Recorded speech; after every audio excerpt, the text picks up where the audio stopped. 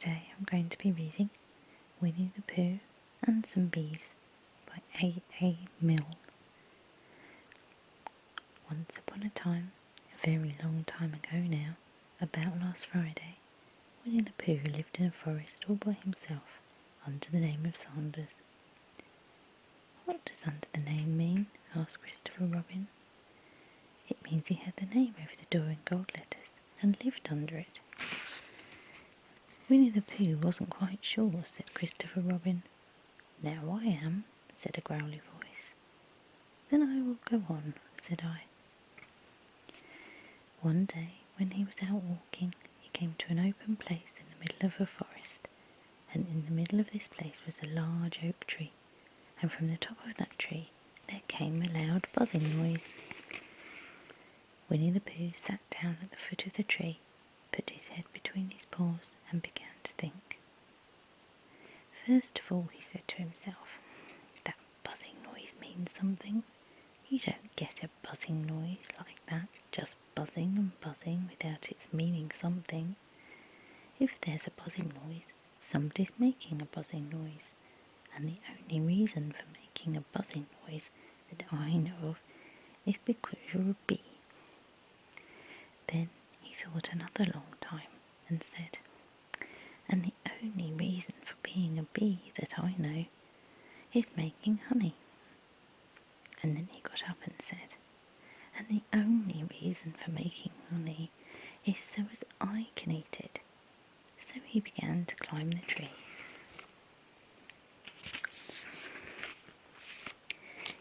He climbed and he climbed and he climbed, and as he climbed he sang a little song to himself. It went like this. Isn't it funny how a bear likes honey? Buzz, buzz, buzz. I wonder why he does. Then he climbed a little further, and a little further, and then just a little further. By that time he had thought of another song. It's a very funny thought that if bears were bees, they'd build their nests at the bottom of trees. And that being so, if the bees were bears, we shouldn't have to climb up all these stairs. He was getting rather tired by this time, so that is why he sang a complaining song. He was nearly there now, and if he just stood on that branch... Crack! Oh, help, said Pooh, as he dropped 10 feet to the branch below him. If only I hadn't, he said, as he bounced 20 feet onto the next branch. You see, what I meant to do, he explained, as he turned head over heels and crashed to another branch 30 feet below. What I meant to do. Of course it was rather, he admitted, as he slithered very quickly through the next 6 branches. It all comes, I suppose, he decided, as he said goodbye to the last branch, spun round 3 times, and flew gracefully into a gorse bush. It all comes out of liking honey so much. Oh, help! He crawled out of the gorse bush, brushed the prickles from his nose, and began to think again. And the first person he thought of was Christopher Robin. Was that me? Said Christopher Robin, in an awed voice, hardly daring to believe it. That was you. Christopher Robin said nothing, but his eyes got larger and larger, and his face got pinker and pinker. So Winnie-the-Pooh went round to his friend Christopher Robin, who lived behind a green door in another part of the forest. Good morning, Christopher Robin, he said. Good morning, Winnie-the-Pooh, said you. I wonder if you've got such a thing as a balloon about you. A balloon? Yes, I just said to myself coming along, I wonder if Christopher Robin has such a thing as a balloon about him. I just said it to myself, thinking of balloons and wondering. What do you want a balloon for? He said. Winnie-the-Pooh looked round to see that nobody was listening, put his paw to his mouth, and said in a deep whisper, Honey. But you don't get honey with balloons. I do, said Pooh. Well, it just happened that you'd been to a party the day before at the house of your dear friend Piglet, and you had balloons at the party. you had had a big green balloon, and one of Rabbit's relations had had a big blue one, and had left it behind, being really too young to go to a party at all, and so you had brought the green one and the blue one home with you. Which one would you like? You asked Pooh. He put his head between his paws and thought very carefully. It's like this, he said. When you go after honey with a balloon, the great thing is not to let the bees know you're coming. Now, if you have a green balloon, they might think you are only part of the tree and not notice you. And if you have a blue balloon, they might think you were only part of the sky and not notice you. And the question is, which is most likely? Wouldn't they notice you underneath the balloon? They might, or they might not, said Winnie-the-Pooh. You can never tell with bees. He thought for a moment and said, I shall try to look like a small black cloud. That will deceive them. And you'd better have the blue balloon, she said, and so it was decided. Well, you both went out with the blue balloon, and you took your gun with you just in case, as you always did. And Winnie-the-Pooh went to a very muddy place that he knew of, and rolled until he was black all over. And then, when the balloon was blown up as big, and you and Pooh were both holding onto the string, you let go suddenly, and Pooh Bear floated gracefully up into the sky, and stayed there, level with the top of the tree, at about 20 feet away from it. Hooray, you shouted. Isn't this fine? Shouted Winnie-the-Pooh down to you. What do I look like? You look like a bear holding on to a balloon. Not, said Pooh anxiously, not like a small black cloud in the blue sky.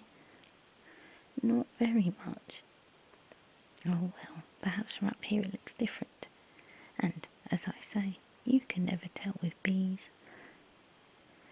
There was no wind to blow him nearer to the tree, so there he stayed.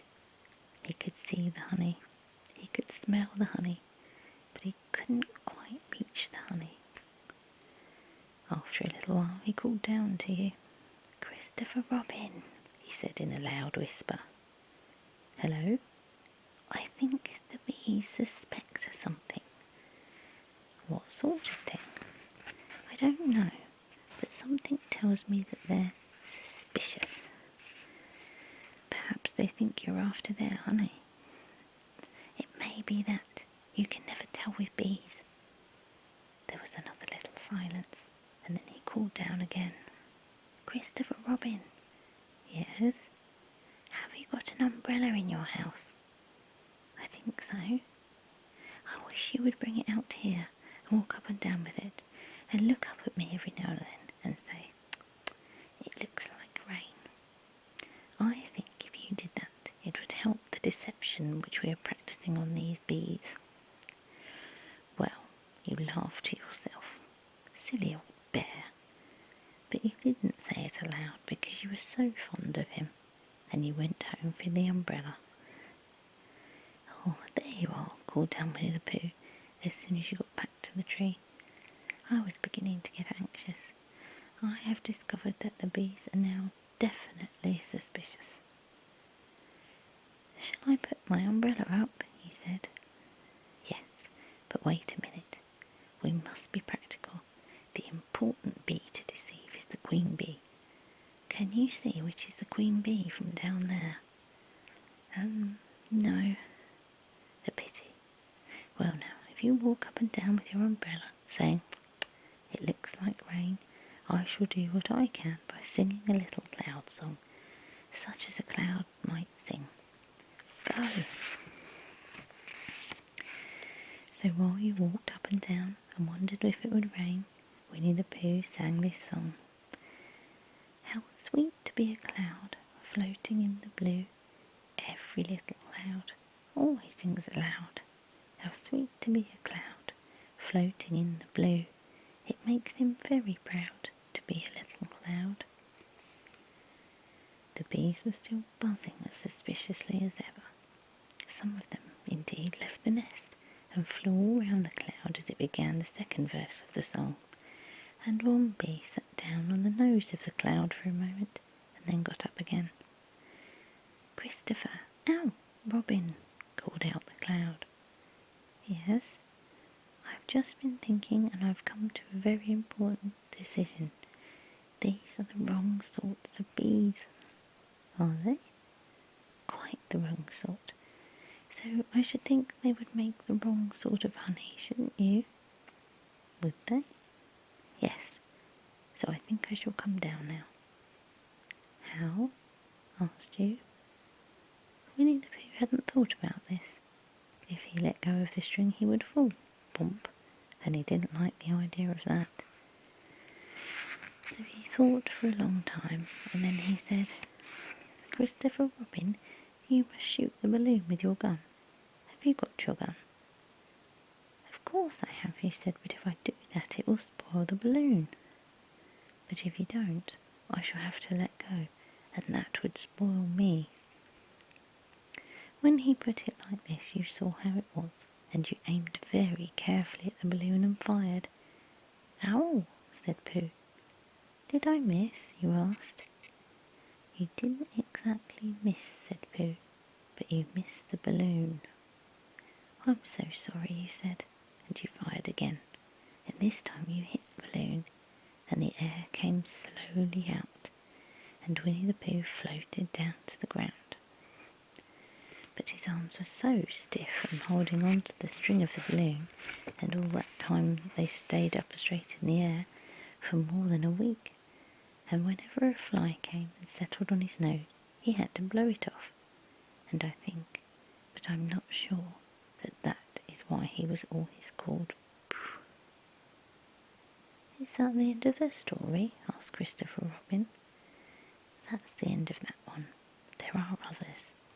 About Pooh and me, and Piglet, and Rabbit, and all of you. Don't you remember?" "I do remember, and then when I try to remember I forget. That day when Pooh and Piglet tried to catch the heffalump, they didn't catch it, did they?" "No. Pooh couldn't because he hasn't any brain. Did I catch it?" "Well, that comes into the story." Christopher Robin nodded. "Oh, I do remember," he said. "Only Pooh doesn't very well, so that's why he likes having it told to him again, because then it's a real story and not just a remembering." "That's just how I feel," I said. Christopher Robin gave a deep sigh, picked his bear up by the leg, and walked off to the door, trailing Pooh behind him.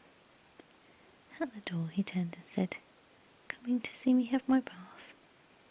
"I might," I said. "I didn't hurt him when I shot him, did I?" "Not one bit." He nodded and went out, and in a moment I heard Winnie-the-Pooh, bump, bump, bump, going up the stairs behind him. The end.